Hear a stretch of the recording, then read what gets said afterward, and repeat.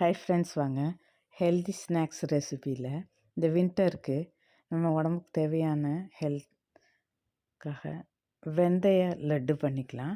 வெந்தய லட்டு பண்ணுறதுக்கு 1 கப் வெந்தயம் எடுத்து வறுத்துக்குவோம். இந்த பாருங்கள், இந்த மாதிரி பொன்னிறமாக வறுத்து அதை ஒரு பிளேட்டுக்கு ட்ரான்ஸ்ஃபர் பண்ணி ஆற விட்டுடலாம்.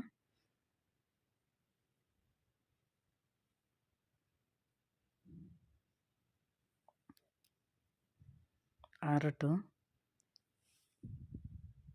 இப்போ ஆறினதும் எடுத்து ஒரு மிக்ஸி ஜாருக்கு ட்ரான்ஸ்ஃபர் பண்ணி நம்ம பவுட்ரு பண்ணிட்டு வந்துடலாம்.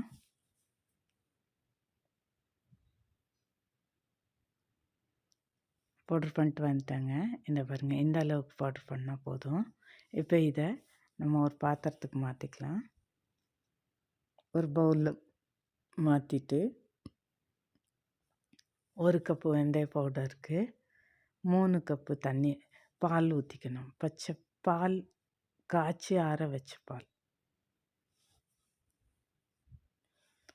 அது அப்படியே அதில் ஊறணும். ஏன்னாக்கா அப்போ தான் அந்த லட்டு வந்து கசக்காது. அப்படியே ஒரு 8 மணி நேரத்துக்கு இந்த மாதிரி பாலை ஊற்றி கிண்டி அப்படியே வச்சிடணும்.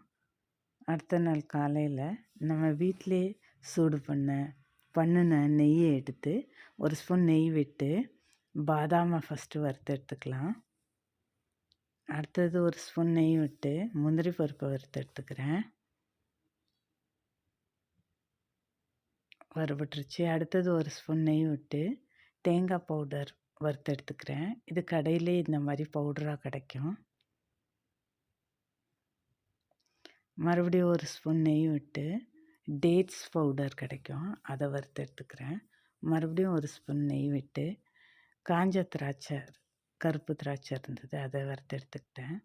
இப்போ மறுபடியும் 2 ஸ்பூன் நெய் விட்டு நம்ம நேற்று ஊற வச்ச வெந்தய பவுடர் அதை வந்து வறுத்து எடுத்துக்கிறோம்.